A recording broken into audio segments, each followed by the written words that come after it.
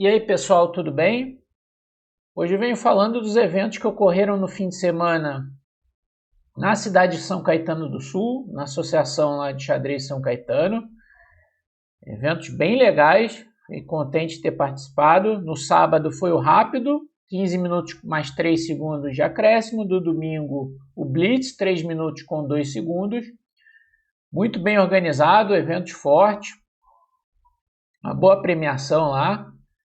E recomendo a quem puder participar dos próximos eventos lá na Associação de Xadrez de São Caetano, na cidade lá do ABC Paulista. Vamos falar um pouquinho então da classificação. Aqui no rápido, acabei vencendo o torneio com 5,5 em 6 rodadas, um evento bastante disputado, difícil, decidido ali no finalzinho.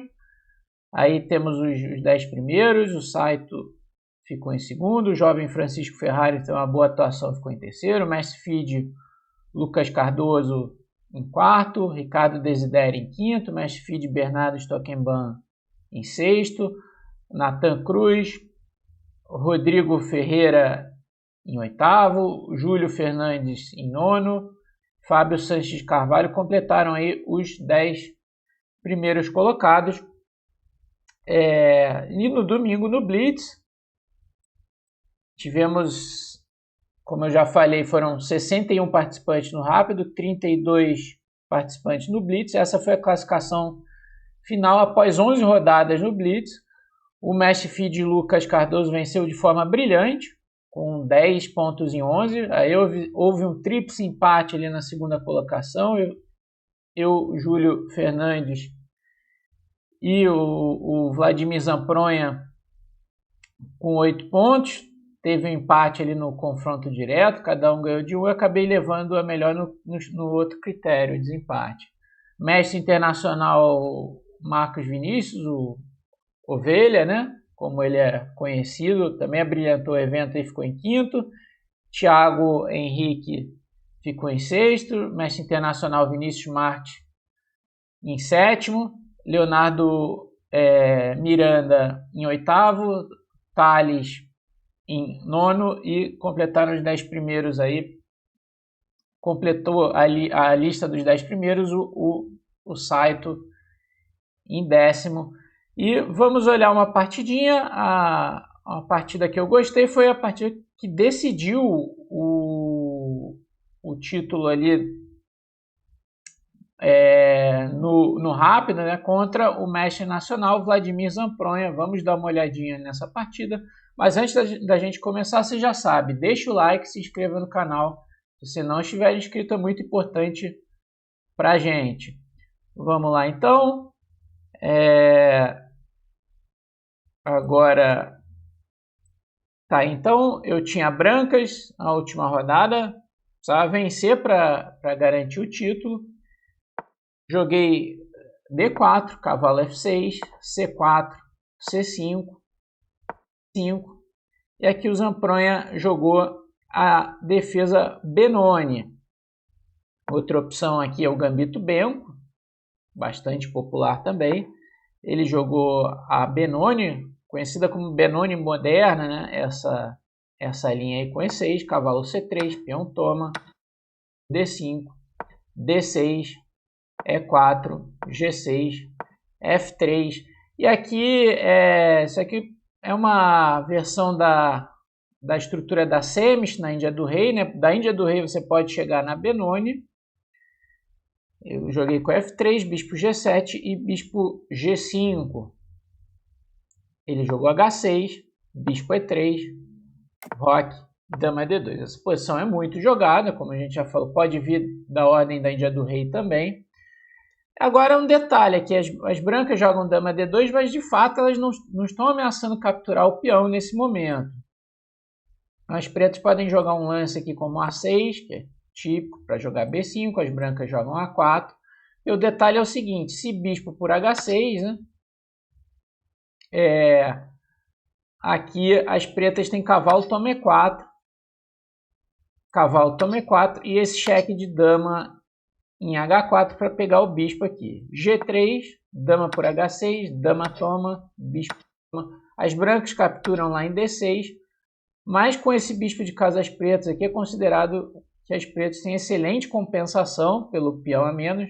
E aqui dá para jogar tanto torre D8 como cavalo D7, por exemplo, torre D8, cavalo toma, toma. Essa torre pode voltar para dar cheque, depois cavalo D7, torre de AD8.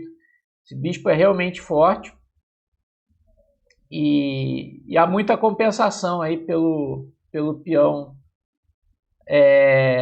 sacrificado, né? As brancas estão mal desenvolvidas, enfraquecidas aqui nas casas pretas, na coluna E. O bispo pode voltar para G7 também. Isso é considerado que há bastante compensação. Então, não é necessário defender aquele peão de imediato. As brancas jogariam A4. Torre E8 é uma ideia legal. Normalmente é interessante para as pretas esperarem o cavalo das brancas ir para E2 antes de desenvolver o cavalo para D7, porque é considerado cavalo BD7, cavalo H3 e cavalo F2. O cavalo está numa casa ideal aqui em F2, e porque o cavalo tampou o bispo. Então, se torre E8, aí cavalo G2, um lance típico, cavalo BD7 está ok. E é uma linha bastante complicada, aí, com chances para os dois lados. Então, rei H7 não é um lance necessário, mas também é possível. Eu joguei A4. A4 é um lance típico dessa posição, mas eu joguei sem esperar o A6, né? Que, na verdade, meio que aguardando o cavalo BD7 para jogar o cavalo H3 e cavalo F2, mas também dá uma possibilidade extra para as pretas, que é cavalo A6 e cavalo B4. Uma ideia interessante que o meu adversário vai utilizar futuramente na partida. Ele jogou aqui cavalo de FD7, um lance interessante. Ele quer ocupar essa casa com esse cavalo e vir com o outro para B4. E eu fiz a manobra do cavalo para F2, cavalo H3 e cavalo F2. Ele jogou cavalo A6, cavalo F2. E agora ele jogou cavalo E5, mas num momento não no melhor momento. Era uma boa hora para jogar F5. Esse é um contrajogo típico das pretas nessa linha. Por exemplo, bispo E2, tomar em E4, cavalo de F toma E4. E agora o cavalo vem para F6, defendendo aqui. E uma posição um pouquinho melhor para as brancas, mas com muita coisa aí pela frente. O problema do cavalo E5 é que as brancas podem jogar F4 agora ou em seguida, com uma excelente posição. Bispo E2, o cavalo em F2 está muito bem colocado. Após F4, ele está controlando a casa G4 e também defende o peão de G4 de maneira reforçada. Veio o cavalo B4 e aqui eu joguei roque, mas era um ótimo momento para jogar F4. Cavalo D7, aqui até mesmo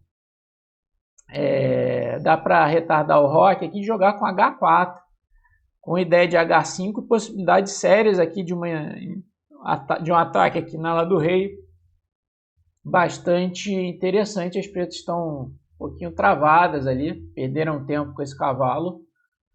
A iniciativa seria realmente perigosa aqui para as brancas. Porém, eu acabei jogando mais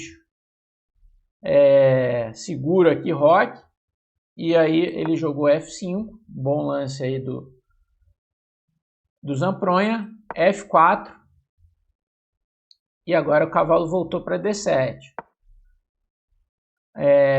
E aqui eu cometi uma pequena imprecisão com torre AD1, lance excelente profilático que seria rei H1, não só tirando dessa diagonal, mas tem uma ideia específica. Se F toma E4, cavalo de F toma E4, cavalo F6. É interessante evitar a troca de peças aqui, a gente tem mais espaço. Cavalo G3, e aí a gente vê um detalhe importante no rei H1. Cavalo G4 aqui, o bispo volta de maneira confortável aqui para G1, saindo do alvo do cavalo. Depois dá para jogar H3, o cavalo vai ter que voltar. As brancas têm uma pequena vantagem. Torre AD1 então é uma imprecisão. F toma E4, cavalo de F toma E4 e cavalo F6. As pretas jogaram. E aqui eu troquei. O detalhe é que agora cavalo G3 já não é tão bom por causa de cavalo G4. A gente não quer normalmente deixar tomar esse bispo, porque o adversário fica bastante forte. Mas agora ele não tem uma retirada boa como em G1, na variante que eu mostrei. E se bispo por G4, bispo por G4, tacando a torre aqui, as pretas estão em uma boa posição. Dama D7, torre A de E8, está vindo em seguida. Portanto, eu troquei, dama toma F6. E aqui cometi uma imprecisão, bispo F3, que me causou algumas dificuldades aqui. Era uma boa hora para jogar cavalo E4, dama por B2, dama por B2, bispo por B2 e cavalo por D6, pegar aquele peão. E aqui as pretas vêm jogar B6 defendendo aqui, uma posição equilibrada, com chances para os dois lados. Apesar do peão passado aqui, as pretas têm esse peão passado aqui. Na verdade é uma posição complicada, apesar de igual. Também é possível voltar a dama para E7, aqui após cavalo E4, mantendo aí as damas. Aí veio bispo F3, bispo F5. E agora ameaças de entrada aqui em C2, de cavalo ou mesmo de bispo. Então aqui cavalo E4 foi uma boa jogada. Agora entregando B2 para pegar, conseguir uma iniciativa forte aqui nas casas brancas. Porque se ele tomar em B2, eu vou poder tomar lá em D6 em seguida. Então ele vai dar o bispo de casas brancas, bispo toma. Torre A E8, um bom lance intermediário, atacando o bispo. Bispo B1, dama por B2 e agora F5. Parem que as brancas têm ameaças fortes aqui nas casas brancas. Dama por D2. Se jogar G por F5, aqui bispo por F5, cheque, rei H8, as brancas podem tomar em B2, trocar as damas e tomar lá em H6. A posição é bastante complicada aqui.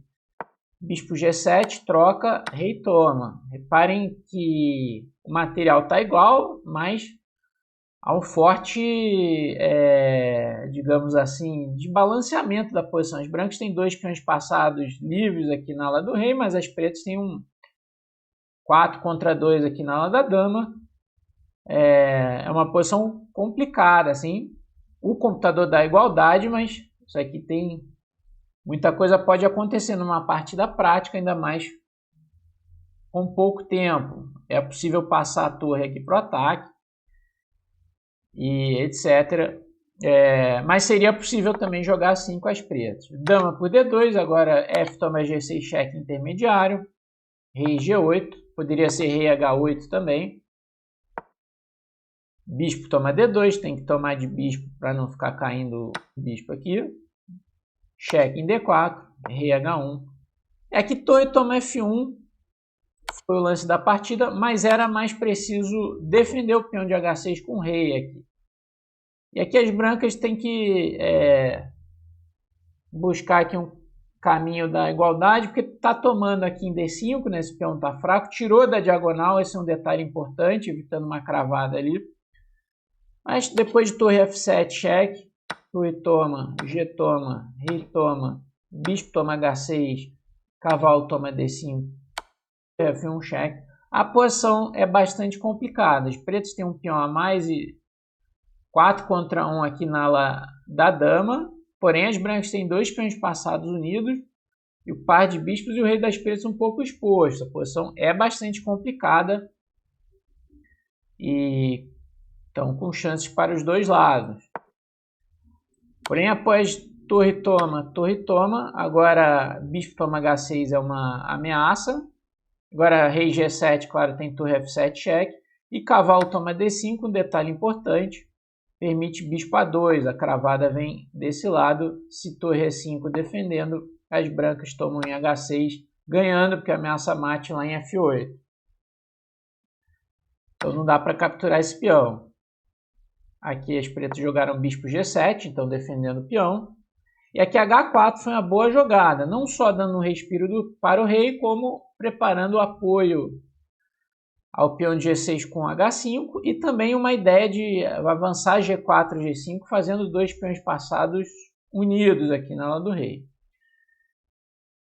Aqui já com os dois se apurando, torre E5 foi a jogada aqui do Zampronha, impedindo H5. Era melhor jogar torre E2 atacando meu bispo, torre D1. Esse bispo F4 agora dá para avançar C4, ou mesmo dá para tomar cavalo por D5, porque a casa 2 está controlada aqui pela torre, né? Torre D1, e aí A5, uma ideia legal para preparar C4. O cavalo está defendido lá. Mais uma vez, uma posição bastante complicada. Tudo poderia acontecer aqui no apuro de tempo. E5.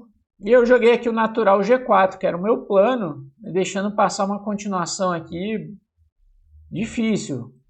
Bispo F4, taca a torre, torre toma D5. E agora sim G4. O ponto aqui é que as pretas... a torre ficou meio com dificuldade de voltar para a defesa. E as brancas têm possibilidade de bispo F5, bispo E6, torre E1. Um ataque aqui ao rei das pretas. Por exemplo, C4, bispo F5, ameaçando o cheque, é uma ideia legal. Se torre D4, por exemplo, atacando esse bispo, bispo E3. E a torre tá sem casa, né? Tá caindo aqui a qualidade, tem esse detalhe também. Com possibilidades adicionais aqui de torre E1 para invadir a oitava ou a sétima. As brancas teriam um ataque decisivo, mesmo sem as damas aqui. G4 foi o meu plano, aí ele voltou para E2, jogou torre E2, atacando o bispo, torre D1. E aqui bispo F8 foi o erro decisivo. As pretas deveriam jogar um lance ou A5, novamente para preparar C4, ou bispo E5. Essa seria uma ideia legal com a ideia de torre H2 cheque. O detalhe está deixando esse peão no ar aqui, mas mesmo se eu tomar aqui, torre H2 cheque, rei G1, torre toma H4, as pretas eliminam a possibilidade de dois passados conectados aqui na ala do rei e resolvem seus problemas. O melhor seria H5 e agora rei G7 defendendo o peão, uma posição equilibrada, apesar de bastante complicada ainda. Após bispo F8, agora as brancas conseguem um ataque decisivo aqui ao rei. H5, uma boa jogada, bispo G7 e bispo F4 atacando em D6. Agora é tarde para bispo E5, porque dá para tomar em H6, o peão lá em H5 está defendido e ameaça a torre F1 e torre F8 mate. Ele voltou para F8, bispo F5, C4, avançando o peão, mas agora bispo E6 cheque. O ataque é decisivo aqui. Esses peões aqui exercem uma pressão forte em cima do rei, com ainda os bispos, e só falta a torre entrar no ataque. Rei G7. Mesmo rei H8 aqui, torre F1, ameaçando tirar o bispo com efeito decisivo. Então, foi jogado rei G7. Aí G5, uma boa jogada. Também rei H8, dá para jogar aqui G5. Peão toma e bispo toma, fazendo esses dois passados unidos aqui. H6 e G7 está vindo, torre F1 também. Contra rei G7, também é uma boa continuação. G5, HG5, bispo G5. Ele jogou torre E5, ameaçando meu bispo. Se o bispo sair, pega o peão de H5 com cheque. Mas aqui as brancas jogam e ganham de maneira forçada. Se você quiser pausar o vídeo para encontrar. A continuação é torre F1. E agora há um ataque de mate aqui. Com a ideia de torre F7. Ele jogou torre toma G5. Agora torre F7 cheque. Qualquer lance, torre H7 é mate. Então, se fosse online, dava para fazer o pré-move aqui, torre H7. Rei H6, torre H7 mate. Rei H8, torre H7 mate. Ele escolheu o rei G8. Rei H7 mate descoberto. Uma partida bastante interessante aí que decidiu o título ali na última rodada desse evento. A precisão foi de 91,5 para as brancas, 81,4 para as pretas. E é isso. Então foi bem legal ter participado desses eventos aí no fim de semana, lá em São Caetano. E é isso. Se você gostou, deixa o like, se inscreva no canal se não estiver inscrito. Valeu e até a próxima.